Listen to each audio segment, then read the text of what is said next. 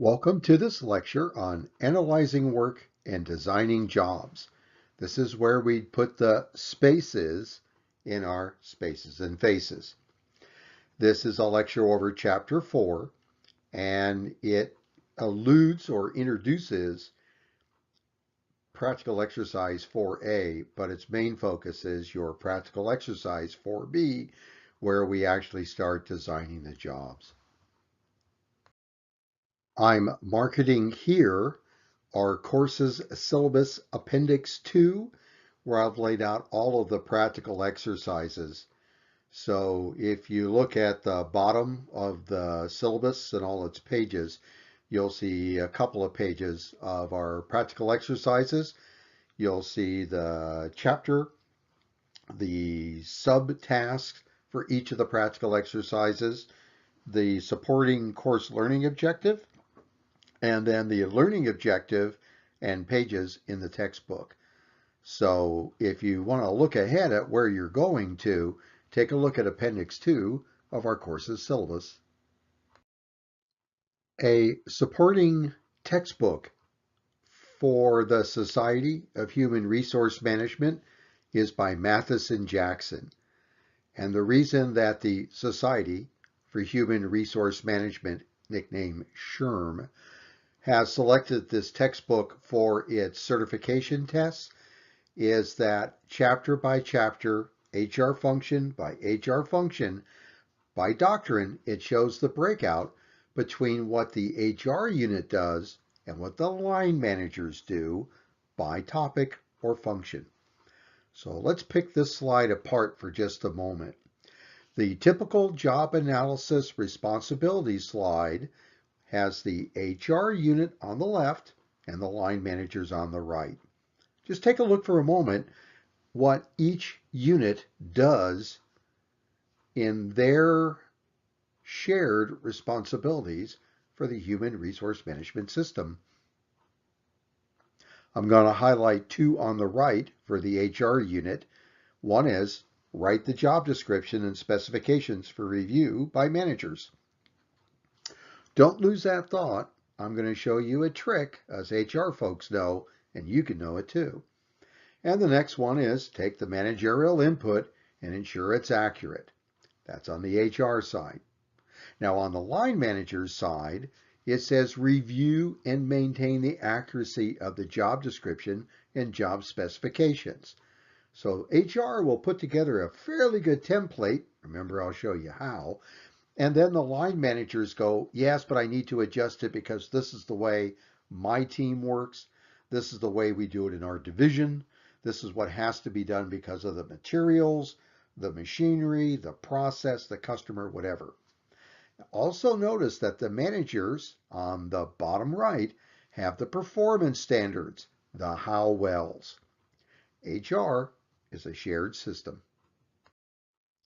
In another video lesson, I have given guidance and examples on practical exercise 4A, which is where the teams, the task forces, have declared, here's our organization, and describes the organization, and here's the focus job. Here is an example of the results of one team's practical exercise 4A, where they describe the organization and the focus job. We're now going to get busy, though, getting into what we need to do with practical exercise 4B. We're going to be using the information up above in 4A, the organization and its job title, and now we're going to get into its job description, job specification, and job design. Notice that I've got a wagon wheel little diagram by the job description and specification. That's because that's the hub of the wagon wheel. And all sorts of spokes will come off the hub. But time to get right into the very center now. The hub of the wagon wheel, job description, job specifications. As we begin, I want to introduce you to two research tools. Each of them is both a book and a website. Both are provided by the U.S. Department of Labor. The first book and website is the Occupational Outlook Handbook, which provides you the bird's eye view, the overview, and it does this by career fields. Its partner is the ONET website, which is the worm's eye view, and it is the online version of the Dictionary of Occupational Titles, which looks at the individual jobs. Bird's eye overview by careers, Occupational Outlook Handbook. Worm's eye view, job by job, is done through ONET, which is the online version of the Dictionary of Occupational Titles. Here is some screenshots of the Occupational Outlook Handbook at the website www.bls, which stands for Bureau of Labor Statistics of the Department of Labor.gov/OOH. If you go to the Bureau of Labor Statistics and the Department of Labor and you look at their publications, you'll find one of the publications is this Occupational Outlook Handbook. It then breaks the occupations into groups, as you can see on the screen, and I'm going to pick one, management. The Occupational Outlook Handbook describes career fields. The first thing we're going to do is take a look at the management occupations, and it supports these multiple career fields. Just take a look at all the career fields in management. One of them, of course, is human resource management, but you'll also find examples such as top executives, which is where we also find our operations managers. We can also find our purchasing manager for supply chain management. The Occupational Outlook Handbook for each career field provides a wide variety of information as shown across the upper right of the slide. And I've got highlighted here the More Information section. Part of that is the contacts regarding the career field. So here we are in the Human Resource Manager's career field. And we can find the Society for Human Resource Management, or SHRM. You'll need this information when you start looking for recruiting information. But you'll also find a wide variety of information on other career fields and other professional organizations. Two I'd like to point out right now relate to HR functions, but the supporting organizations for the World at Work, that's the Association for Compensation and Benefits. You also have the trainers, which have a website called Talent Development. And then you'll get the jump to the individual job descriptions in ONET. Occupational Outlook Handbook, career by career. And here is the partner website, ONET, at www.onetonline.org. It is the Department of Labor's Bureau of Labor Statistics Dictionary of Occupational Titles online, ONET. It's got a wide variety of materials. If you look in the very center there, it'll let you put in a general job title, and it will display for you what it knows. One example I've chosen for you is the section on General and Operations Managers. Take a look here. In the blue are all the little tabs that you can do research on. We'll look at a few of them in just a moment, but just know this is a great resource when you have to write a job description and a job specification. Remember, ONET. If you clicked on the first one, tasks, and the bottom there, you'll see where it has 16 tasks, of which it'll show you the top 5 or 6. And if you want to, you can open it up and look at all of them. ONET tasks. This slide has those 16 tasks all opened up. If you take a look, a general or operations manager is responsible for the production, the marketing, the research and development, finance, and human resource management. They are the people that draw all the different elements together. This is the job that takes care of the people, the time, the decision information, the money, and the things. So if you take that perspective and you let your eyes drift down, wow, that's a pretty busy person who's the general or operations manager. Remember, we have a major, operations management. It's a sub-major for the overall management functions. And this is where we get all the wonderful data. ONET tasks. Let's put the ONET and OOH to work for you in building your work analysis and job descriptions. Before you assemble a 1,000-piece puzzle, you look at and study the picture on the cover of the box. Here comes the picture on the cover of your puzzle box for work analysis and job descriptions, job specifications, and job design. Note that in the upper right, I'm reminding you to take a look at your textbook, pages 103 to 121. The job, the activities, what can be observed, what can be measured.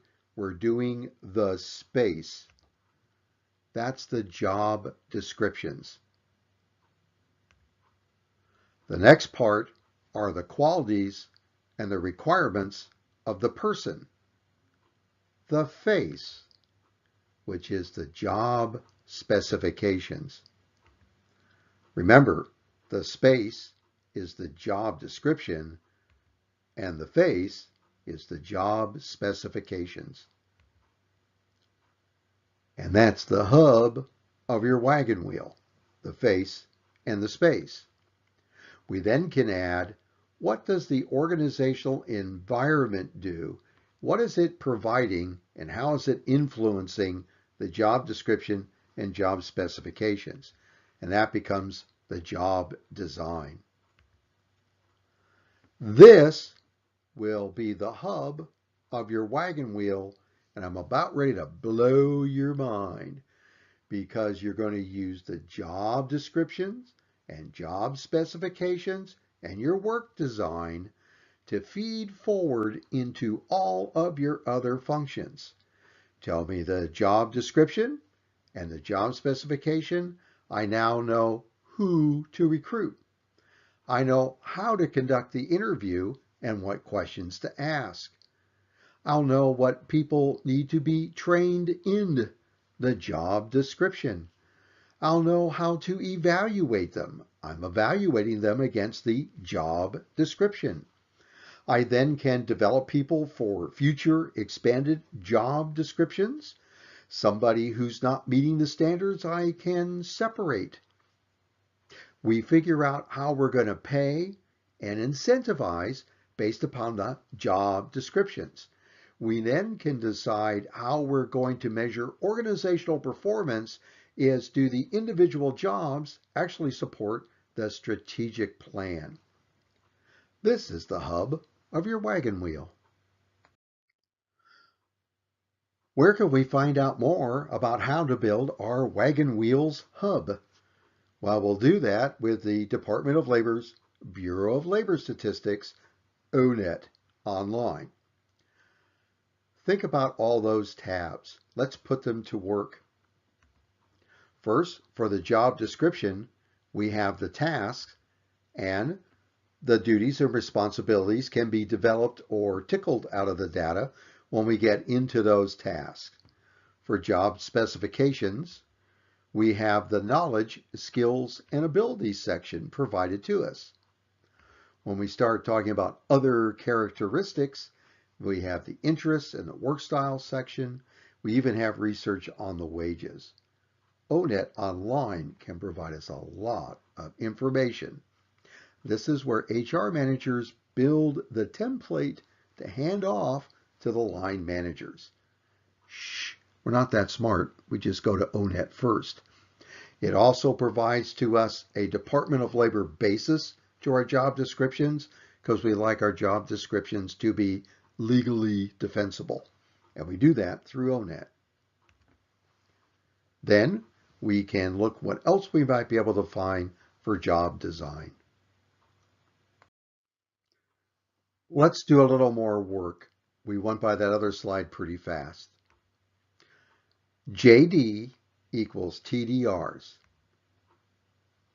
JD equals TDRs.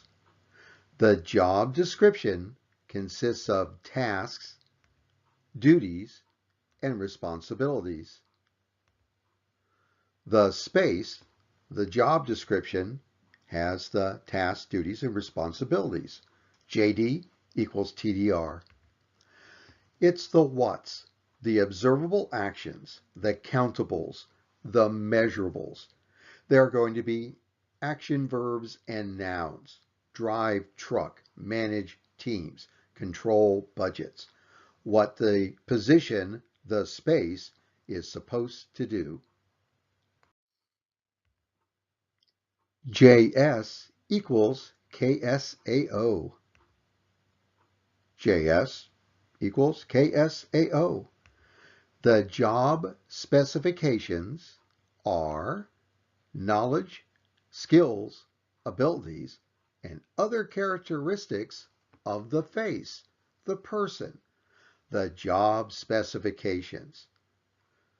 What must be the qualities, the knowledge, skills, abilities, and other characteristics of the person we're going to put into the space? The qualities or requirements the person performing the job must possess. What must they be, know, do, and have? This figure 4.6 in your textbook provides us the characteristics of a motivating job. We're trying to design a job that would have these 5 characteristics shown in the center of the slide. With regards to designing a job and motivating, if we look at the matrix, we can look across the top and we'll find those motivating factors: skill variety, task identity, task significance, autonomy, and feedback. We then can use this matrix to go through and say, for job design, can we build in success because of efficiency, because of motivation, safety and health, and ergonomics, and mental capabilities and resiliency? You're going to read more in Chapter 4 about the job design. You'll need it again in Chapter 10 when we talk about employee engagement. But just take a look. Is there something you can build into the job design for job enlargement, job extension, job rotation, job enrichment, self-managed work teams, flexible work schedule, and telework? You now have the key ingredients for your practical exercises in 4A for the organization and job title, and then taking that job title and laying out its job description, job specifications, and work design features. You have template slides to fill in the blanks. You don't have to use the slides, or you're more than welcome to modify them, but it's just a reminder of the information that you're going to need. This one's for practical exercise 4A, the organization and its focused job. It reminds you to list your ONET number, found there in the ONET website, and then what is its title, and then what is its type? Is it traditional, blue collar, hands-on, observable and countable? Or is it going to be more competency-based, harder to observe, such as for a manager or a knowledge worker, or it might be a blend? You then are going to be listing the job description, the space, and its tasks, duties, and responsibilities. The slides have limited space, so I'm only asking for the critical 5 or 6. You can choose and prioritize. What would be the representative samples from your work analysis? You'll also find this of great value as we proceed with other practical exercises. So, what are the critical tasks? Again, you'll be asked to give your representative samples the critical job specification elements for knowledge, skills, abilities, and other characteristics. You can do your research in ONET, and then please do your own workflow analysis of your organization and focus job. Now for a helpful hint. You'll find that ONET and sometimes the Occupational Outlook Handbook, OOH, and your other research will work really well for tasks, knowledge, skills, and abilities. So ONET can help you with 4 of the tasks that you need to develop. You may find that you as a group may have to use your organization's backstory to help fill in the blanks when it gets to the duties and responsibilities, other characteristics, and then the job design features that you'd like to display. So start with ONET, but be prepared to do some discussing and filling in the blanks. Thank you.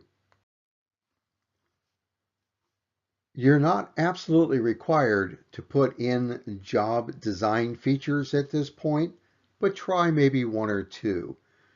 You'll find that anything you can put in now in the job design will help you later when you start doing practical exercises for recruiting, retention, discipline, motivation when it gets into incentives and benefits. Just whatever you can put in now about, well, this job would be able to do this or that, you can use that later on in your other HR functions. I also recommend you add a slide for other duties as assigned. Please do add this phrase. As bosses, you'll want this safety valve. Some examples could be participate in orientation and training of new employees, participate in group hiring panels, participate or lead safety campaigns, must be prepared to provide guided tours of key stakeholders and VIPs. You'll want it. Other duties as assigned.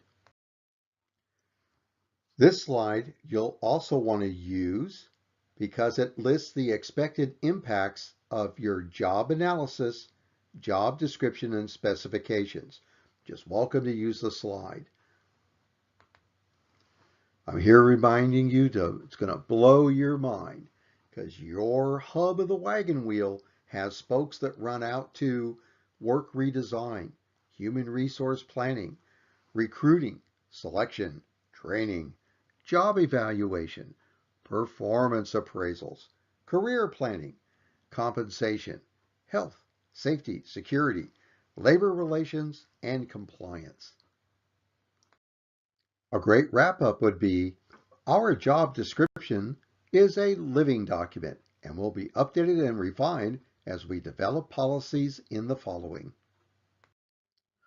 Located in the lecture materials is an example exercise 4A and B and 5, and it's for an information and referral center. Check it out. Here are the references I used to provide this presentation to you. Thank you very much for your kind attention.